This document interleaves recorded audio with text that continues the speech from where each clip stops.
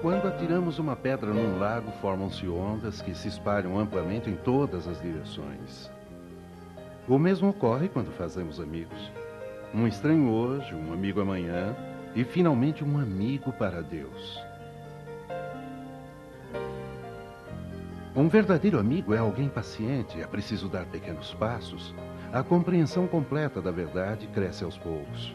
Os conceitos devem ser entendidos e todo o processo deve ser paulatino.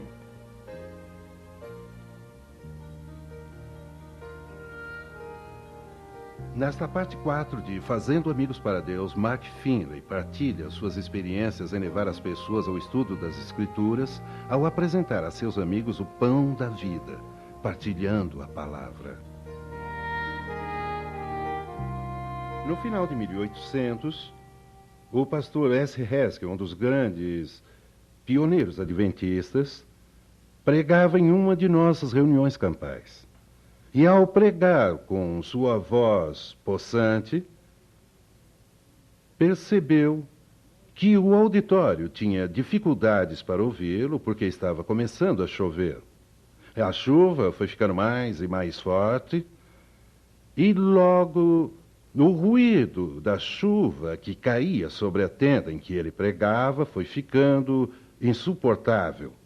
Era impossível para alguém ouvi-lo.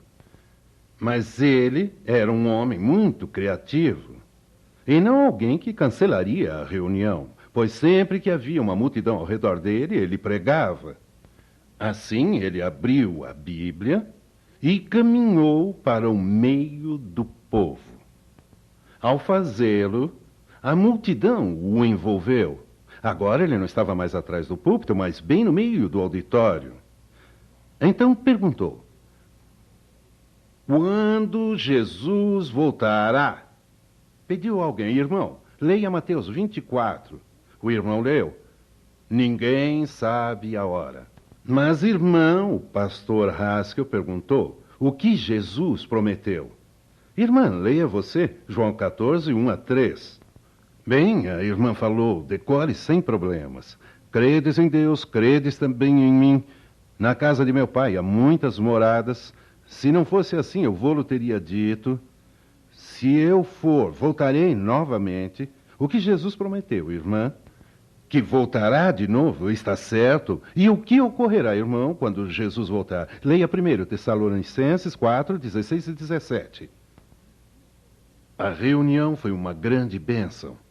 Em vez de ser uma derrota, em vez do pastor Haskell suspendê-la, ela tornou-se uma grande bênção.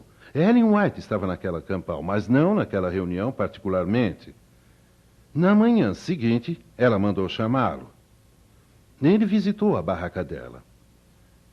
Ellen White disse: pastor Haskell, eu soube que ontem o senhor teve uma reunião bastante abençoada no tabernáculo. Conte-me sobre ela. Bem, irmã White, parece que o Espírito de Deus foi derramado de um modo muito poderoso. Tudo o que eu fiz foi ler perguntas. Isto é, eu me lembrei das perguntas que as pessoas me fizeram nestes anos. Então fiz perguntas como Jesus voltará? O que acontecerá quando Jesus voltar? E depois mandei que o auditório me respondesse lendo as respostas na Bíblia. A irmã White fez então este comentário: irmão Haskell, é este método de estudo bíblico que Deus tem repetidamente me mostrado. É o método que nossos membros deveriam usar com as famílias. Esta ideia de formular perguntas que as pessoas possam ler e depois respondê-las com a Bíblia é um plano de autoria celestial. E, de fato, Ellen White, em uma visão noturna, viu esta cena. Testemunhos, volume 9, página 126, diz: nas visões da noite, uma representação passou diante de mim, a de um grande movimento de reforma entre o povo de Deus. Centenas e milhares, quantos? Quantos? Centenas e milhares foram vistos visitando famílias e abrindo-lhes a palavra de Deus. O mundo parecia ser iluminado com aquela influência celestial. Aqui, a profetisa de Deus viu centenas e milhares de adventistas com a Bíblia aberta, indo de porta em porta. A terra iluminou-se com a glória de Deus. Vocês acham que ela viu silhuetas ou os rostos reais? Os rostos reais? E ela viu centenas e milhares? E que época seria esta? O período que antecede a volta do Senhor. E se ela viu rostos reais, teria visto o rosto de todos vocês. Teria ela visto vocês indo até as casas, abrindo a Bíblia para os seus vizinhos ou amigos? Mas você diz, eu não tenho certeza se eu sei o que dizer. Ou, mas alguém diz, mas eu não sei se saberia dar estudos bíblicos. Parece que é um tanto complicado e se me fizerem perguntas que eu não sei responder. 4 anos depois de me tornar adventista, eu me formava em teologia no Atlantic Union College. Mas até então eu jamais havia dado um estudo bíblico na vida. O nosso professor, meu supervisor na faculdade, disse que nós não nos formaríamos em teologia se não encontrássemos alguém e lhe dessemos o estudo bíblico. Claro que aquilo me motivou bastante. Eu queria meu diploma. Assim procurei em toda parte até encontrar uma senhora que se dispunha a receber os meus estudos bíblicos. Até aquele ponto eu ainda ficava vermelho, porque, mesmo como aluno de teologia, ao procurar livros pequenos como Joel e Amós, eu ia de um lugar para o outro sem conseguir encontrá-los. Com um entusiasmo, eu falei de Davi na cova dos leões. E eu me entusiasmei tanto que ela acabou achando que Davi tinha mesmo estado na cova dos leões. Lembro-me de ter estudado com aquela senhora, uma senhora muito amável. E depois eu fui até os meus professores e disse-lhes, acabei meus estudos bíblicos, aqui está o envelope com as lições que ela respondeu. E ele disse, ótimo, você vai se formar em teologia. Mas 10 anos depois, eu voltava para o Atlantic Union College para fazer uma série evangelística. 1000 pessoas vieram. Na primeira noite, aquela senhora veio até mim pelo corredor. E quando eu a vi, ela me disse, foi um maravilhoso sermão esta noite. Eu vi a sua foto num panfleto enviado à nossa comunidade. Aí ela acrescentou, puxa, o senhor não mudou quase nada em 10 anos. E eu respondi, eu espero que sim. Mas o senhor fala diferente de como fazia 10 anos.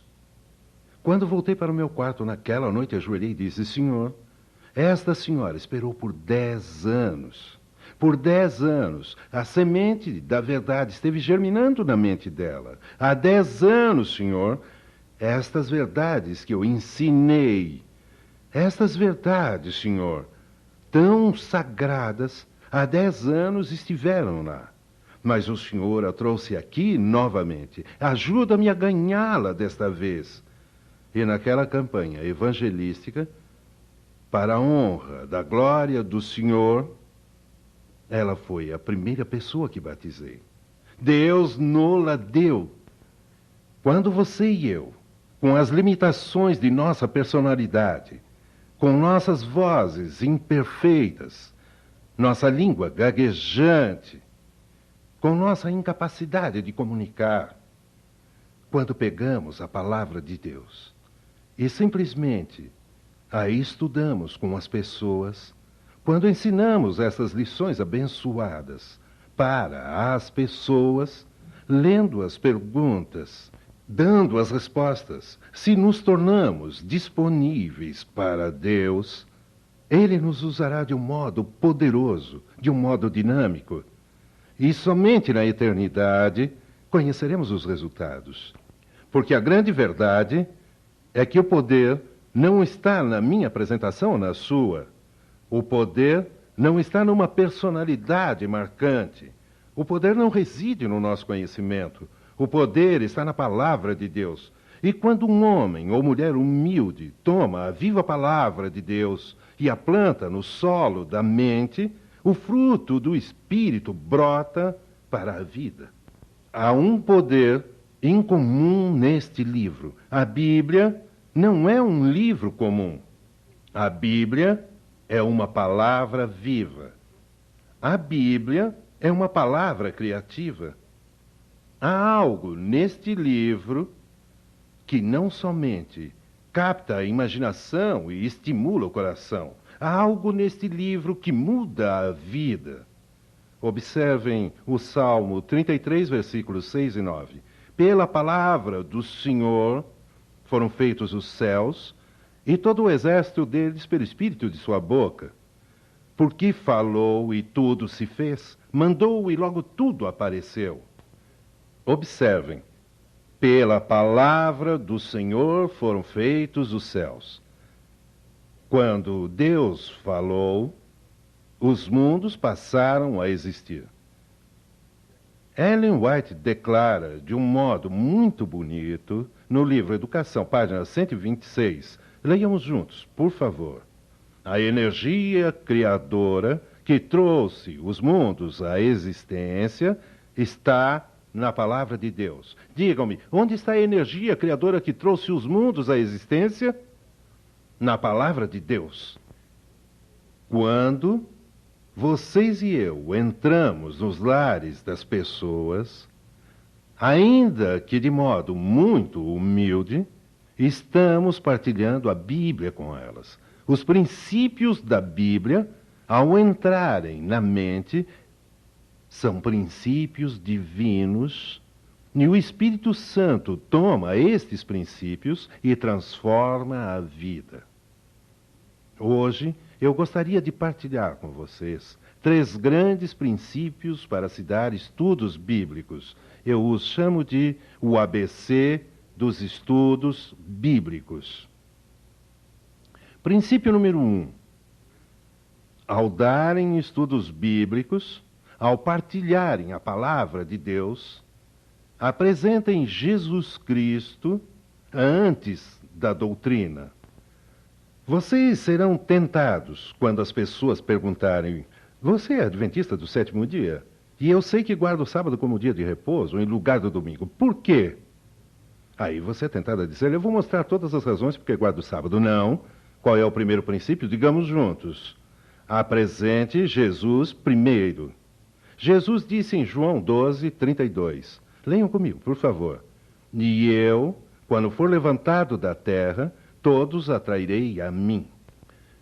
Se apresentarem a doutrina primeiro, as pessoas não terão o poder de viver a vida cristã. Mas se vierem a Cristo e encontrarem em Jesus aquele que as ama, que perdoa seus pecados, e se este Cristo que transforma vive nelas, e se elas desejarem agradar a Cristo, elas aceitarão a doutrina porque amam a Jesus. De fato, o desejado de todas as nações, página 826. O amor de Jesus fará o quê? Abrandará e subjugará corações quando a simples reiteração de doutrina nada conseguiria.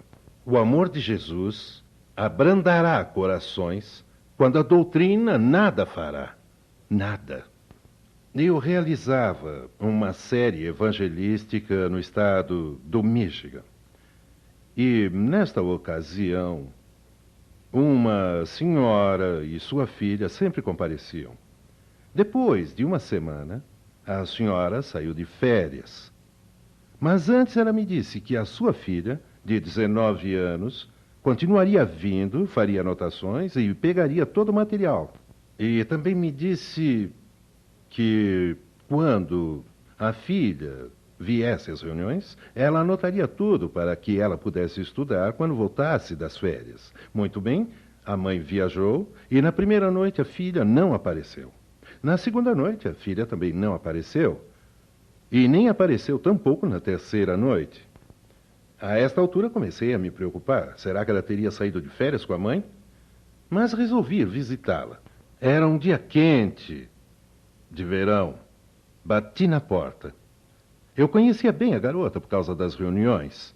Ela veio, abriu a porta, saiu rapidamente, fechando-a atrás de si, e me disse: "Oi, pastor Finley." E deu um pequeno arroto, vocês entendem? E senti o cheiro de álcool em seu hálito. Em seguida ela me falou: "Eu acho que seria melhor não entrarmos agora." Eu pude ver que estava um pouco nervosa. Então ela disse: "Vamos sentar aqui na varanda." Sentamos-nos e eu lhe falei que me sentia feliz quando ela e a mãe iam às conferências. Falei de minha alegria em partilhar a mensagem bíblica com os outros e senti que Deus me inspirou. Algumas vezes, quando trabalharem pelas almas, o Senhor os inspirará a dizer coisas que jamais pensaram. E o Senhor me inspirou, dando a razão porque esta moça não estava indo às reuniões. O namorado dela estava usando a casa dela para uma festa enquanto a mãe estava ausente. Então eu disse algo assim para a moça: às vezes aparecem amigos que nos afastam da Bíblia e de Cristo. Você sabe, na vida temos que responder a pergunta: o que é mais importante, Jesus ou alguém cuja influência está nos afastando de Jesus? Senti que o Espírito Santo me impressionou a fazer um forte apelo àquela moça para tirá-la daquele homem que a afastava de Cristo. Isto não era uma característica minha e eu não sabia se devia fazer aquilo, mas o Senhor continuou me impressionando. Então eu fiz o mais forte apelo que poderia fazer àquela moça, que deveria afastar-se de quem quer que a estivesse separando de Cristo. Logo depois, a porta se abriu. O local em que estávamos era bem pequeno, e um sujeito de cerca de 1,90 m de altura, 100 quilos de peso, halterofilista, com grandes ombros e músculos enormes, veio para o hall de entrada. Ele estivera ouvindo tudo o que eu havia falado do outro lado da janela. Ele olhou para este alto e magro pregador no hall, mostrando fogo nos olhos. Eu sabia que não daria para correr. É claro que eu não correria mesmo, mas eu sabia que não teria a menor chance contra ele. E, ademais, por ser cristão, eu nem tentaria.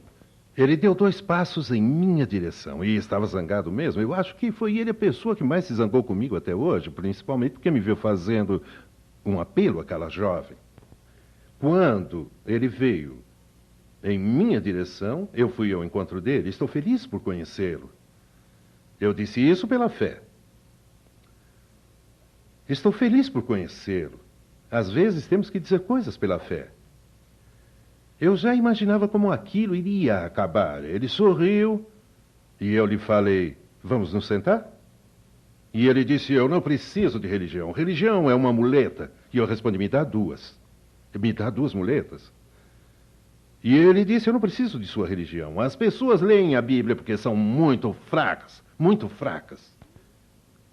Eu respondi: "Amigo, aprecio a sua opinião. Vou fazer-lhe uma pergunta." Ele parecia meio nervoso e um tanto na defensiva. "Você é um homem feliz?" Ele disse: "É claro que eu sou feliz." Perguntei-lhe: "Você foi feliz no primeiro casamento?" Os olhos dele baixaram. "Posso fazer-lhe uma pergunta? Você ainda está casado?" A moça sabia, ele não poderia mentir.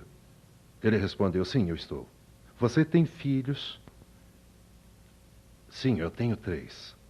E eu perguntei: "Eles sabem o que está fazendo agora?" "Olhe, eu encontrei alguém que me deu enorme paz interior. E me parece, se me permite dizer isso, que o senhor está vivendo uma vida de falsidades. E a razão é porque há alguma coisa faltando bem no seu íntimo. Por muito tempo algo faltava em minha própria vida. E eu achei que o esporte preencheria. Então joguei basquete. Achei que o dinheiro preencheria. Ou que uma faculdade poderia preencher. E comecei a procurar aquilo que me faltava interiormente. E quando comecei a estudar a Bíblia, encontrei Jesus Cristo. Descobri que Cristo podia dar a paz que eu anelava. Eu descobri que Cristo podia oferecer aquela satisfação interior de que minha alma tanto precisava. Em Jesus, nenhuma condenação há. Ele me perdoa de fato. Eu me torno um filho de Deus. E eu encontro um significado na vida.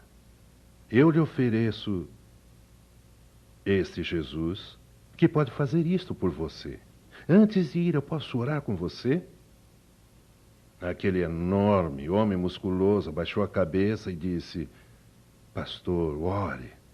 A moça inclinou a cabeça e disse: pastor, ore por nós, para que possamos fazer a coisa certa. E ali, naquele hall, foi como se os anjos se achegassem. Qual foi a declaração que nós lemos?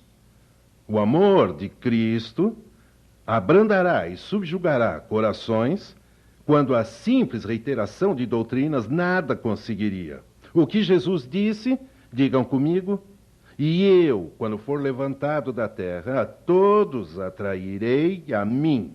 Em seus estudos bíblicos, apresentem Jesus Cristo primeiro. Não apresentem a morte, denominações, ou o sétimo dia, a segunda vinda e o dízimo como grandes barreiras entre a pessoa e a cruz. Nada disso. Apresentem Jesus. Façam com que as pessoas saibam que Cristo veio morrer por elas. Deixem que eles saibam disso. Que Cristo as perdoa, que em Cristo elas podem ter paz. Que as pessoas saibam que Cristo pode transformar a vida delas. Quando elas aceitarem a Cristo, então, e somente então, apresentem as verdades da Bíblia. Descobrirão que elas prontamente a aceitarão porque amam a Jesus e querem agradá-lo. Princípio número 1. Quando se dá estudos bíblicos, apresentar Jesus primeiro. Digamos juntos. Princípio número 1, apresentar Jesus primeiro. Princípio número 2, quando se dá estudos bíblicos, revelar a verdade gradualmente. Juntos, revelar a verdade gradualmente. O que queremos dizer com revelar a verdade gradualmente? Onde encontramos isso? Provérbios 4:18.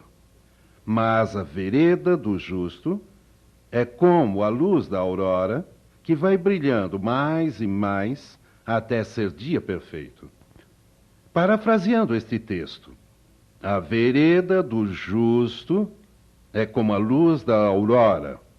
O que é a luz da aurora? É a luz do sol nascente, que brilha cada vez mais até ficar dia.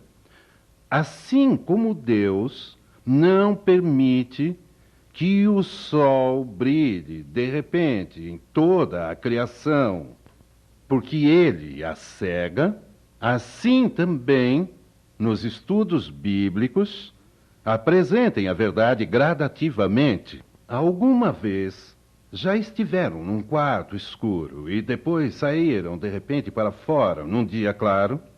Se saírem muito depressa da escuridão para a luz, ficarão cegos por uns instantes. Se fornecerem muitas ideias para as pessoas de uma só vez, elas ficarão aturdidas. Chamamos isto de dissonância. Dissonância significa que a pessoa ficou atordoada devido a um excesso de ideias. Quando uma pessoa recebe estudos bíblicos e recebe uma nova ideia, Jesus voltará de modo que todo olho verá e não será um arrebatamento secreto. 2 ideias novas. O milênio não será na terra, mas no céu. 3 ideias novas. O corpo é o templo de Deus. Renuncie ao álcool e ao cigarro. 4 ideias novas. O sábado, 5 ideias novas. O estado dos mortos. Cria-se um atrito. Apresentem a verdade gradualmente. Certifiquem-se de que cada doutrina foi compreendida antes de passarem para a próxima. Aqui está uma nova ideia. Digamos que seja o sábado. Quando esta penetra na mente, aqui está a pessoa. A nova ideia que entra na mente causa atrito. O único modo desse atrito ser mínimo é harmonizar a ideia com alguma coisa que já esteja na mente. O princípio número 1 é levar seu interessado a Jesus Cristo. Então, vocês mostrarão que Jesus ama a nova ideia, que é o sábado. Se a pessoa ama Jesus, e se Jesus ama o sábado, causará mais atrito para a pessoa rejeitar alguma coisa que Jesus ama do que rejeitar a ideia nova. Portanto, elas aceitarão a nova ideia para diminuir o atrito que teriam com Jesus se não aceitassem a nova ideia.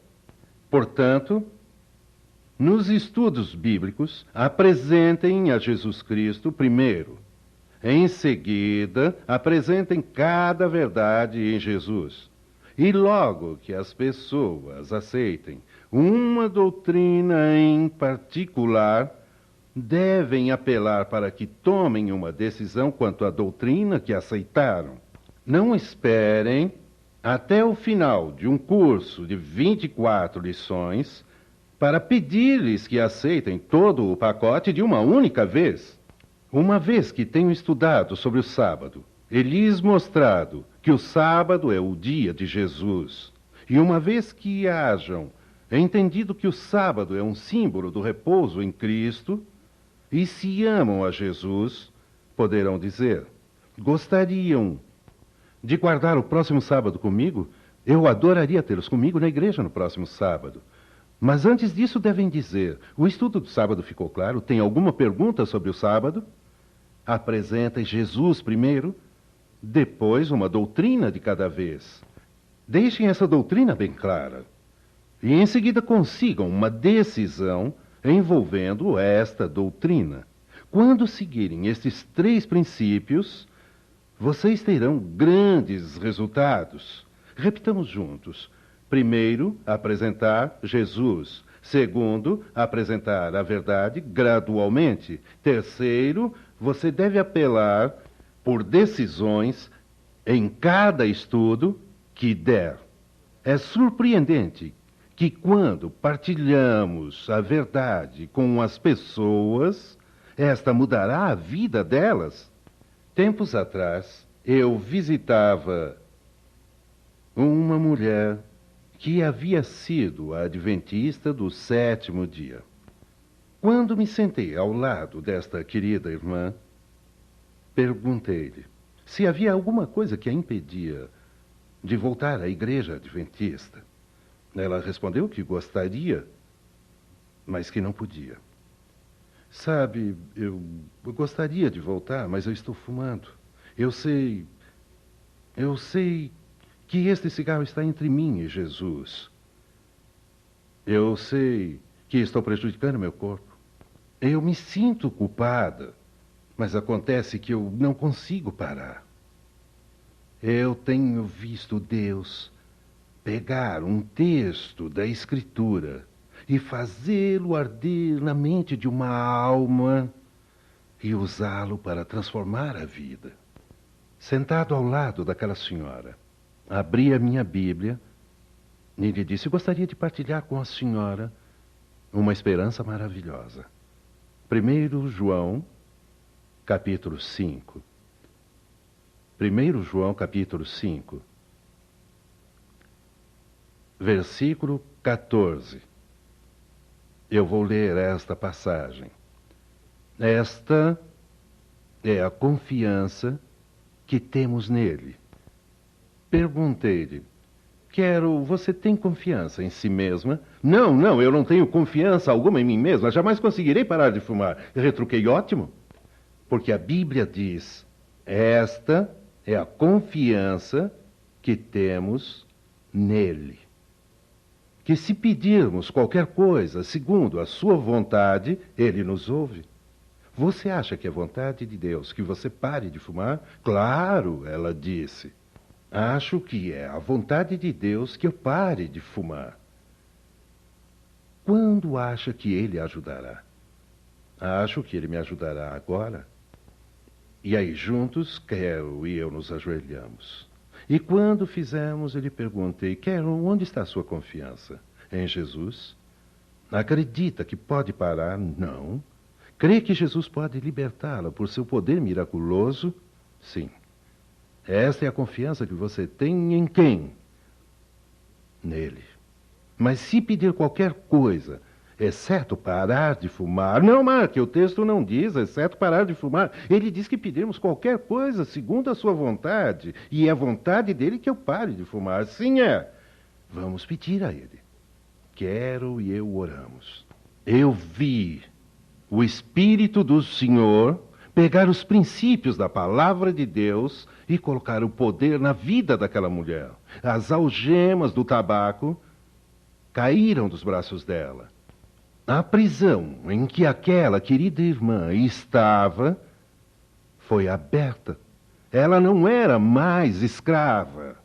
Era uma mulher livre, porque Jesus Cristo usou os princípios da Bíblia, princípios escritos pelo Espírito Santo, princípios do Deus vivo. Jesus Cristo pegou aqueles princípios e os aplicou à vida dela. Ela se libertou e, com alegria, tornou-se parte da Igreja Adventista novamente. Apresentem Jesus Cristo primeiro. Apresentem os princípios da Bíblia. Apelem as pessoas para que tomem decisões. E Deus usará vocês para transformar vidas. Oremos. Querido Pai, ensina-nos os princípios de Jesus que ganham almas. Ajuda-nos a sentir que não há poder em nós, mas há poder na palavra de Cristo para transformar vidas. Envia-nos aos lares, de casa em casa, com lições bíblicas e as Escrituras. Que sejamos o cumprimento daquela visão de sua profetisa anos atrás. Raios de luzes ao redor do mundo, abrindo as Escrituras a milhares, para que Jesus possa voltar logo. Em nome de Jesus, amém.